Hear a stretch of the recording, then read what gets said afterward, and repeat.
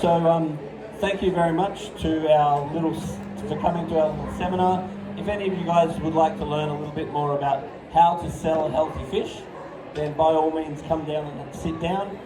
I would like to just acknowledge the PIAA and IndiePet for all their hard work putting this event together. And one of the things that I guess these events really do is help to bring the industry together, and for us to realise that as an industry, we're really not alone. We're all in this together, and as an industry, our aim is to convert people that don't have fish to keep fish. And if we all stay on track with that goal, then we're going to grow the pie. And as an industry, what we don't want to do is fight over pieces of the pie. Various times in this industry, that's been the case, where a lot of the people have all competed with each other, whereas if we're able to find our own niches and respect each other's businesses, then together we can really grow a wonderful industry. Also, a lot of the time now, I'm seeing a lot of people in the industry getting very specialised, and they're going right into high-tech plant tanks, high-tech reef tanks, and that's an absolutely wonderful thing. But that is not how we necessarily grow the industry. How we grow the industry is step by step. We really want to expose people to those wonderful aquascape tanks, expose them to those wonderful reef tanks, but we also want to step through the reality of where to start versus where to end up. Because if you throw someone in the deep end, straight into the deep end, then they're going to have to spend a whole lot of money, and they're going to need a whole lot of skills really quickly. And that requires money, it requires dedication, it requires all this stuff that a very small percentage of the population is going to have. On the other hand, if we widen our scope and we sort of try to show everyone our passion for everything from those high complicated aquariums to the basic Siamese fighting fish in a small aquarium, or something like golden mountain cloud minnows, beautiful fish, very easy to keep, very forgiving, very cheap. So a lot of shops I see, they're really skipping right past the introduction. A couple of clownfish in an 80-litre aquarium. The difference between stepping into salt water with a couple of clownfish in a basic saltwater aquarium compared to a high-tech complex reef aquarium is massive. So we don't want to scare people from the start. We want to step them through. So I guess what I want to do is introduce myself to anyone that I don't know. So I'm Paul Talbot, I'm from Majestic Aquariums. I'm the Vice President of the PIAA, and basically I'm here to support and help you guys in any way that I can. And so I'm very available if anyone would like to hit me up with questions or any help, because once again, if we can help each other and support each other and grow the industry, that's actually in all of our best interest. So the idea with today is how to sell healthy fish. So starting with the beginning, it's really important if you want to sell healthy fish, you've got to know what a healthy fish looks like. So you need to get an understanding every time you order a fish into your store, or let's say the person responsible for ordering the fish into your store, you really want to make sure that that person, you've got a couple of rules in place. Don't order that fish into your store unless you know a little bit about that fish and you know what that fish requires to look after, and you know what that fish looks like when it's healthy. So it's really important that you know what healthy fish are. Now you really want to also form a really good relationship with your suppliers. So you don't want to just go, so often I get retailers with no accountability. As soon as something goes wrong, they blame the supplier. But that's not having a good relationship with the supplier. You can't blame the supplier for everything that happens. Absolutely, sometimes the fault of the situation is the supplier, but you need to give the supplier the respect and have a conversation with that supplier. Tell the supplier honestly what's happened. Let the supplier work with you on how to improve that situation, try to make sure that that situation doesn't happen again. So I really believe that your relationship with the supplier is a very, very important part of selling healthy fish. And if you're getting good engagement for your supplier, if you're getting solutions from your supplier, then this is the right supplier for you. If the supplier doesn't really want to know about your problems, if the supplier thinks it's just your problem, if the supplier doesn't want to come to the party if you decide that it is their problem, and they don't want to help you, then maybe there's other suppliers you could consider. Also, I'm a big believer in one supplier per system. So I'll have a system, and let's say that this one's your bay fish system, that one's your aquarium industry system. It really isn't fair for you to go buying some fish from one supplier and have a problem with those fish, but they're mixed with a lot of fish from other suppliers. If you separate out your suppliers and then you go back to that supplier with the problem that you've got, then I think that that's a much more reasonable situation to have. Because if you're honestly saying, look, all the fish in this system are from you, and all of the fish I've got no contamination going on, then I think your accountability with your supplier is much better to have an honest conversation with them. So once again, your relationship with your supplier is everything. If your fish aren't working and you're not getting good feedback from your supplier, then obviously you could consider changing supplier. But you really want to communicate with them and don't go blaming them first. You need to take on accountability for you and what you do. And so when you're buying your fish, you don't want to buy your fish just on price. Because dead fish are not cheap fish. You want to buy the fish governed by your relationship with your supplier and how much they're helping you and whatever you're getting the best success with. And you never, ever, ever buy fish for a system unless that system is running really, really well. So in my shop, I've got multiple systems. As I said, I try to separate out what fish come from what suppliers. And then if I'm having a bigger problem with that system, the worst thing you can do is go and put more fish in that system. You need to get that system running well. Once you're happy the system's running well, then you can tick that off and look at buying some more fish. Because if you buy fish from a supplier, for example, you have some problem with the fish, and then you're thinking, oh no, there's no fish to sell, I better go and get more fish. Even if you're buying them from the same supplier, you're still putting them in the same tank with the same problem. And even if those fish all died and there's no fish, there's every chance the pathogens are still there, and you go and buy another whole batch of fish, throw them in the same tank, have exactly the same problem.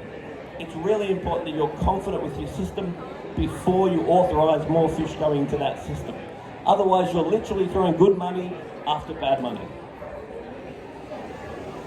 It's really important you record your dead fish too. Because if you don't record your dead fish, then you basically have no idea what fish you're losing. And you can create a perception of, oh, I lose heaps of these or I lose heaps of them. But ultimately, if you're not recording them, then you can be way off the mark. So I really, really recommend recording your dead fish. Now, as far as water testing is concerned, fish keeping is 50% water quality and 50% food quality. So in my job, a lot of what I do in your day is troubleshoot, and I'll do consultations a lot of the time for my customers. And basically this is what happens. I go to this house and the fish look great, and I test the water and it's terrible. And I look in the cupboard and there's good quality food. So I have become very biased for all sorts of reasons into what fish food are the best. And when you get a good quality fish food, I promise you it's half of fish keeping. Because when fish have got good immune systems, they've got strong, steady body slime, then how much they can resist is unbelievable. So then what I'll do is I'll go from this house, beautiful fish, terrible water. Obviously this is for a point, and then eventually they'll still go bad, but then I go to the very next house, all the fish are dying, I test the water, it's much better than that, guys. And I look in the cupboard, sure enough, crap food. Most fish food is pressure cooked, processed, crap in a can. When you find a good quality food, a slow cooked, a cold extruded, a holistic, when you get a good quality food, I want to tell you it's half of fish keeping. And as a store, if you're feeding low quality flake food or something and you're losing your fish, good luck. Because that's the same as feeding your kids 2-minute noodles and TV dinners. There really is a huge difference. Now, water quality testing is absolutely everything.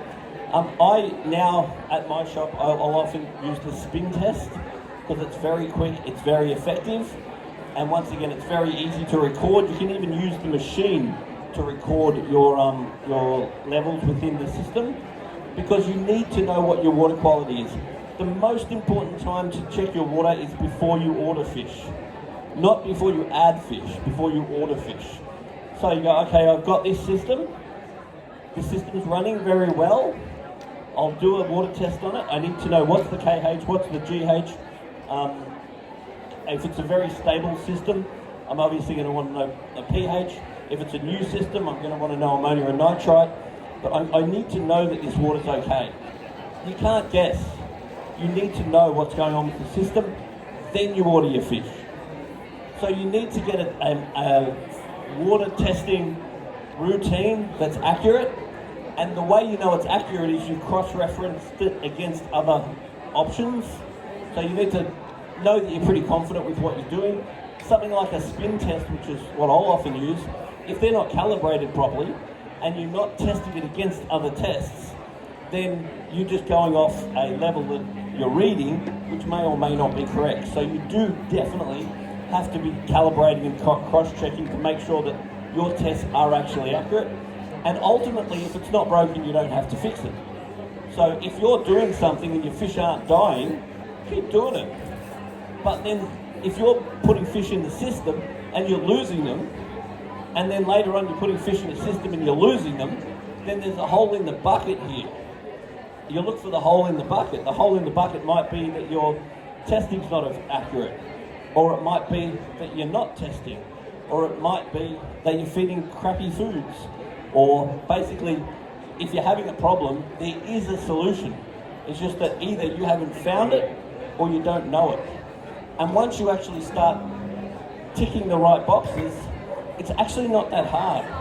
At my shop, I don't lose a lot of fish. Obviously you lose some fish, but I don't lose much. Hardly ever do I lose saltwater fish.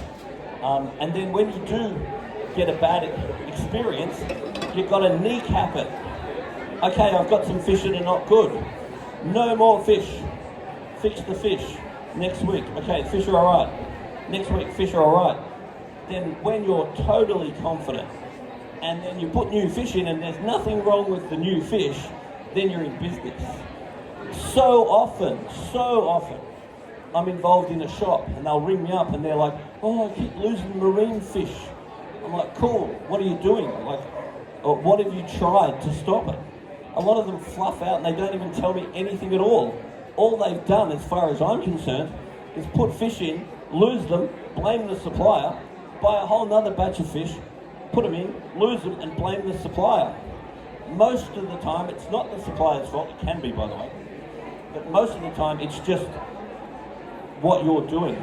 If what you're doing is not working, you've got to change it. So ultimately, you need a relationship with your supplier, and you've got to do what works.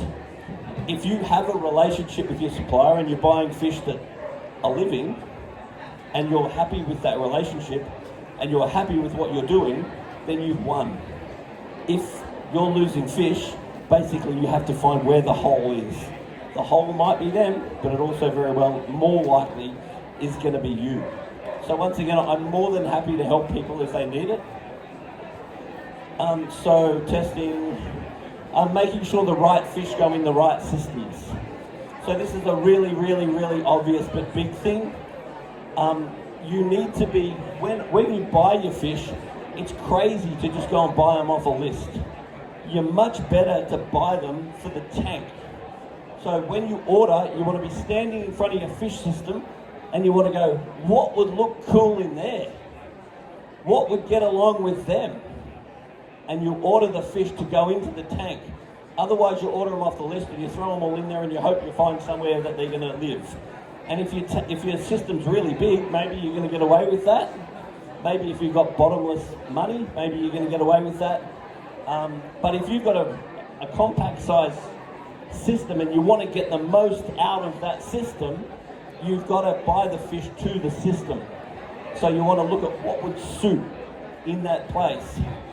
And then if what you're doing is not working, if you're getting fish and they're dying, there are lots of experts that are more than happy to help you. The supplier should help you. Someone like me would help you. Someone like Anthony Ramsey would help you. Someone like Gareth Barber would help you. Because ultimately, if you share our dream of the world keeping fish tanks, then we're happy to help. There's plenty of experts. You just got to ask. And do you know what the funny thing is? People like me, we love helping you. That's why we're here. There's no point having all this knowledge and not sharing it, because that's where the love comes from. Now, it's really important that you design a system that works. Once again, if you have a system and you're losing fish from the system, it's either the fish you're buying, how you're buying them, what you're doing with them, or the system itself. So once again, if it's not broken, you don't have to fix it.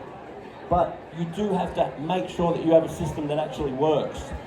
And once again, there are experts that can help you. For example, Gareth. Gareth is one of the friendliest, happiest, funniest, helpful people you'll ever meet. And he will go out of his way to help you design a system. He's going. And then obviously, you want to try and look after those people in any way. But all I'm saying is there is help. If I can teach you anything, is that you're not alone and there is help. But you do have to ask. Rebooting the system's important. I won't go into that because I've got to make sure that I don't take too long. Got to make sure the tanks have got very good surface agitation on them. And you've also got to know that the systems do expire. I've set up a system. It looks really nice. I sell lots of fish. And after about 7 years, it looks tired. You've got to chuck it out. Think about a new system. Think about updating. Think about how can you improve it. And then you watch your sales go up. Your sales will go up 15% just because you've got a new system. You can't have a 40-year-old system. Well, you can, but if it was up to me, I would update my system, I would learn and improve, then update my system, then learn and improve. In the long run, you'll sell more fish, your fish will be healthier, your customers will be happier, and away we go. How many times did I press this? So if you're not a member of the PIAA, I definitely recommend that you are. So I'm the aquatic director of the PIAA. Once again, I'm more than happy to help you, and if I can inspire you for one thing today, I'd like to inspire you to know that there is help out there. And the other thing I want you to know is that people that say, oh, what does the PIAA do for you? Is that you wouldn't have an industry without the PIAA. The PIAA was formed initially in about 1979 to fight the government who declared that they were banning the goldfish. PIAA got together, a bunch of passionate industry people, and fought the government and won. In the meantime, the PIAA has fought the government for all sorts of things, for aquatic plants, for frozen foods, for cichlids several times, for guamis for several times, to not put our reef fish on the CITES list. Basically, at the long and short of it, is there is no industry without the PIAA, so I really request that everyone get on board, become a member, pay your dues, and also tap into that togetherness, you know what I mean? We're all in this together. We want to see more people keep fish. Now the next thing is you also have to have, in my opinion, a relationship with a fish vet. Because some of the medications that you're going to need to run your business, you're not going to be able to get.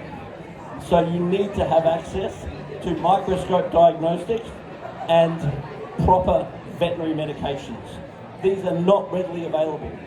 So depending on what area you're in, the PIAA has some deals set up with vets. So if you don't have a vet that you work with, I do highly recommend that you do, because you need access to medications that we don't have access to and the vet does. So let's say that you've lost a bunch of fish. Instead of just blaming the supplier and then buying another whole batch of fish, what we'll do, we'll get the vet in, the vet will take a microscope analysis, the vet will find out exactly what's wrong with the fish, the vet will then medicate those fish, and then we'll look at our lessons learned, we'll lick our wounds and decide to go again. So I do think you need to have a good relationship with a vet. So once again, I've got to wrap up soon because I am actually running out of time. But as far as running fish in an aquarium commercially is concerned, there is a little bit involved in it. There are people that want to help you, but you do have to create, I guess, a tick list that works. Like having oversized UV sterilizers where the tubes are replaced regularly enough. And there's really not one solution for everyone, but you can find a solution for your systems. And the solution may also be governed by how many fish you're allowed to have in your systems. Like I've been to stores that are absolutely chock-a-block with fish and the fish are all happy. Then I've had other systems myself where I know that I can't put that many fish in the system. So it's all a matter of getting interested, getting involved, and learning what actually works for you. Because all that matters is what actually works for you.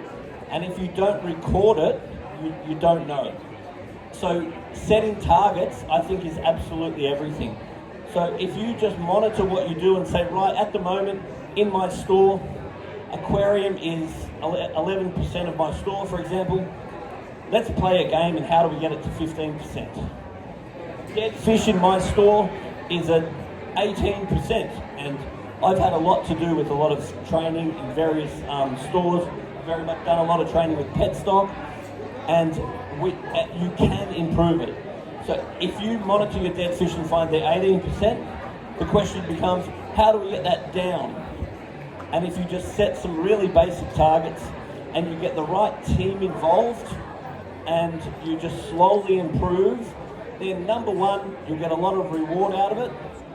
You might actually find you really enjoy it a lot and you enjoy your business a lot, and there are people out here that can help you.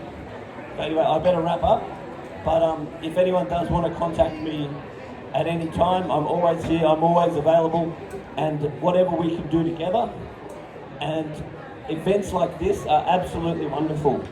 So I would love to see the old trade shows days come back again. I remember my business, for the first 10 years of my business, the only holidays I ever got was trade shows. And coming to the trade shows and getting drunk with all my industry friends was my calendar Christmas, do you know what I mean? So as an industry, our aim is to get new people into the aquarium hobby and not fight over the people that are here. And if we can help each other, then I think we're really in for a wonderful industry. And there's no way I would have got through the rest of that. Now, I do really recommend everyone goes onto the PIAA website and completes the Aquarium Care 101 course. It is totally free. It is very, very good. And you even get a little certificate so your mum can be proud. Anyway, thank you for your time, guys.